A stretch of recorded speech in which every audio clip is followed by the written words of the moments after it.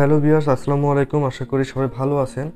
তো দেখতেই পাচ্ছেন যে আজকে আমি আসলে কি নিয়ে ভিডিও করতেছি। আজকে আসলে আমি যেটা নিয়ে কথা বলতে চাই সেটি হচ্ছে, বেশ কিছুদিন আগে আমি মনে করতেছিলাম যে আসলে আমার যে পিসি ব্যবহার করার জন্য, ডেস্কটপ ব্যবহার করার জন্য যে টেবিলটা ব্যবহার করি, আগের যে টেবিলটা ছিল এটা রেগুলার যে টেবিলগুলো বাজারে কিনতে পাওয়া যায় সেটা। তো আমি এই ভাবতেছিলাম যে আসলে খুব ভালো দেখে একটা আমি ডেস্ক তৈরি করব। আর এই ডেস্কটা কিন্তু বাজার থেকে আমি কিনি নাই, আসলে আমি নিজে নিজে আর কি কাস্টমাইজ করে এটা একটা কারখানা থেকে বানিয়ে নিয়েছি। তো এটা সম্পর্কে কথা বলবো যে কিভাবে এটা বানালাম, এবং আপনারাও যারা এরকম টেবিল বানাতে চান আসলে এই টেবিলগুলো কিভাবে বানাতে পারবেন তার সব কিছু আজকে ভিডিওর মধ্যে বলে দিব।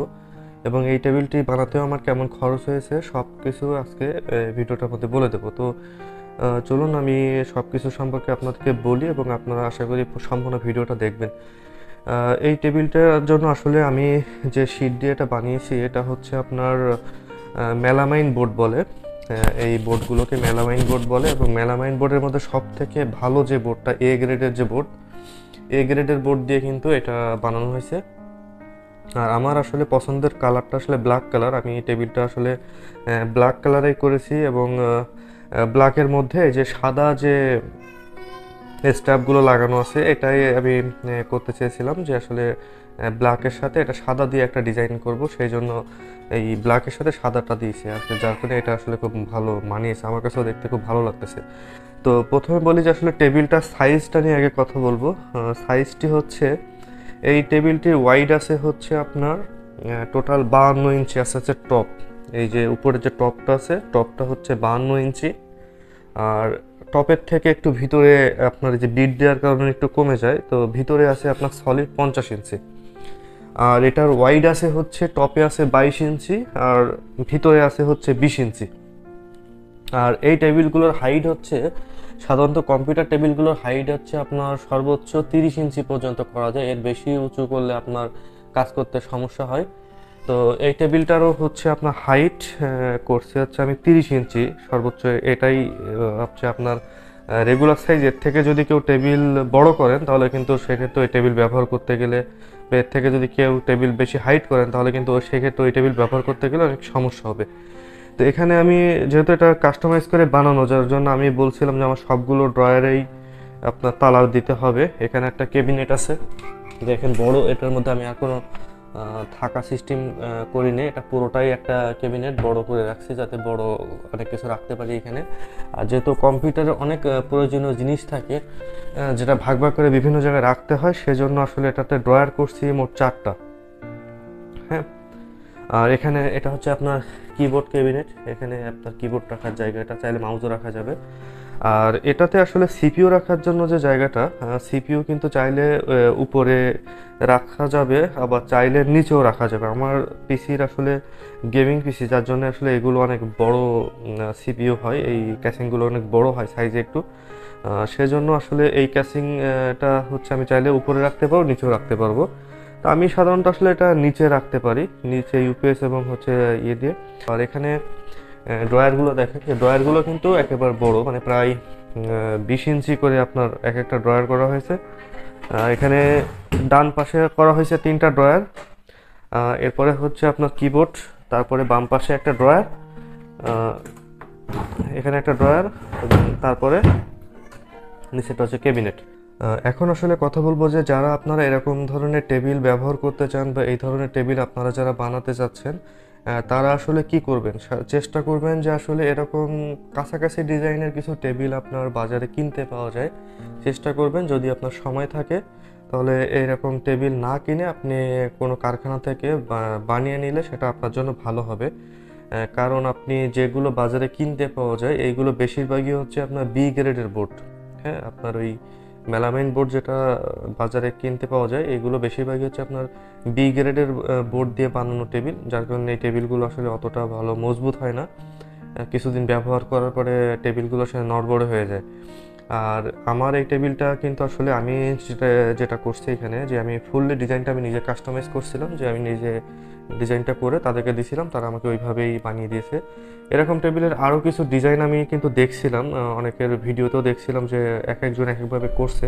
অনেকে এই যে টপে আর একটা বক্স করে এ করছে। তো আমার কাছে আসলে ওইগুলো অতটা বেশি ভালো লাগে না, আমার কাছে একটু সিম্পলের মধ্যে দেখতে ভালো লাগছে। তো এই টেবিলটা কিন্তু আসলে সেই দিক থেকে অনেকটা সামনাসামনি দেখলে কিন্তু এটা আরও দেখতে অনেক ভালো লাগবে। আর এখানে আমি বলবো এখন যে আমি এই টেবিলে আসলে কোথায় কোথায় আসলে কী ধরনের বোর্ড ব্যবহার করছি। এই টেবিলটা কিন্তু সম্পূর্ণ হচ্ছে এটা মেলামাইন বোর্ড এবং এ গ্রেডের বোর্ড দিয়ে টেবিলটা করা। এটার হাইট 30 ইঞ্চি এবং হচ্ছে লং আপনার লং আছে হচ্ছে 52 ইঞ্চি এবং হচ্ছে ওয়াইড আছে এটা হচ্ছে আপনার 22 ইঞ্চি। আর এরকম টেবিলে অনেকে যেটা করে যে পেছনের, আমি একটু পেছন দিকটা আপনাদেরকে দেখাই। আমি যদি পেছন দিক থেকে যদি আপনাদেরকে একটু দেখানোর চেষ্টা করি যে পেছনে কিন্তু আসলে অনেকে এখানে এই জায়গাটা ফাঁকা রাখেন, মানে ফাঁকা রেখে দেয়, অথবা হচ্ছে আপনার পাতলা একটা বোর্ড পাওয়া যায়, ওই পাতলা বোর্ডটা লাগাই দেয়। তা আমি আসলে যেহেতু এটা নিজে কাস্টমাইজ করে বানাইছি, এখন এখানে আমি কোনো জায়গায় কোনো পাতলা বোর্ড ব্যবহার করিনি, এটা কিন্তু সম্পূর্ণটাই মোটা বোর্ড, মানে 3/4 সাইজের যে মেলামাইন বোর্ডটা আছে এটাতে আমি সম্পূর্ণ আসলে ওই বোর্ডটাই ব্যবহার করছি, কোথাও কোনো পাতলা বোর্ড ব্যবহার করিনি। আবার অনেকেই হয়তো দেখছেন যে এই জায়গাটা ফাঁকা রাখে পাটা রাখার জন্য, কিন্তু আমি এই জায়গাটা ফাঁকা রাখি না, যেহেতু এটা ফাঁকা রাখলে আসলে আমার কাছে অতটা ভালো লাগবে না। আমি এটা ফাঁকা থাকলে হয়তো এখানে যা কিছু রাখবেন সেটা সরাসরি একটা মেঝেতে রাখতে হবে, এই জন্য আমি এখানে একটা বোর্ড লাগাই নিয়েছি, যার কারণে এখানে আমি সিপিইউ, ইউপিএস বা অন্যান্য কিছু চাইলে রাখতে পারবো। আর ড্রয়ারগুলো দেখেন যে আসলে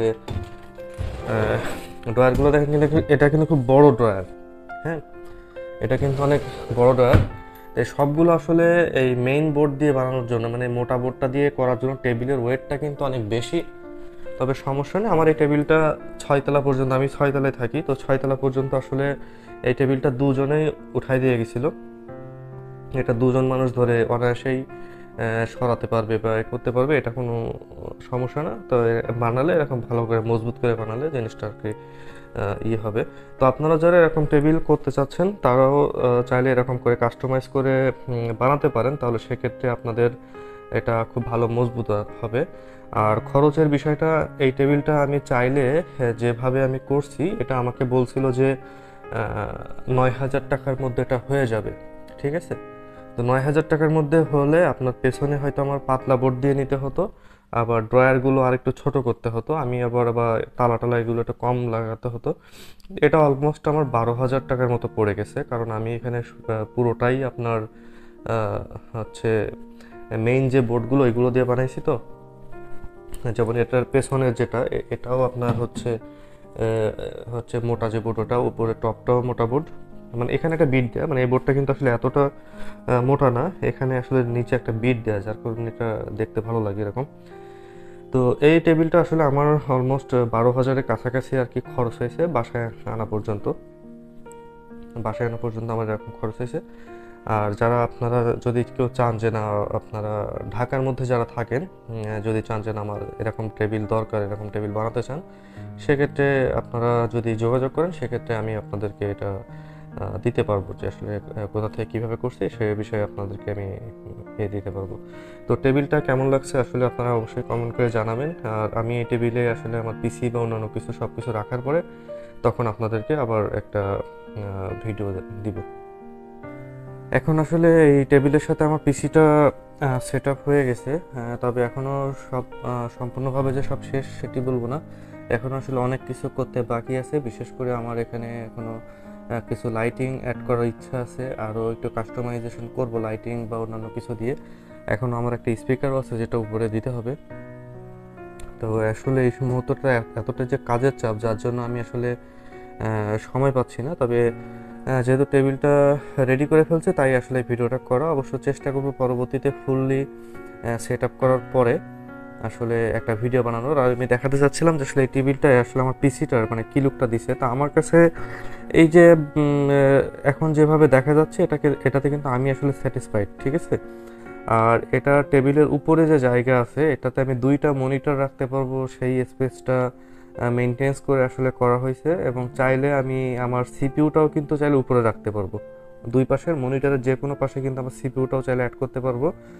তবে নিচের জন্য আসলে মূলত সিপিইউটাকে আসলে এই জায়গাটায় রাখার জন্য মূলত আমি চিন্তা করছিলাম, যেহেতু এই পিসির ক্যাসিংগুলো আসলে অনেক ভারী, আর এর সাইডেও যেহেতু গ্লাস আছে, অনেক ভারী, এটা একটু নাড়াচাড়া করাও আসলে অনেক ইয়ে হয়ে যায়।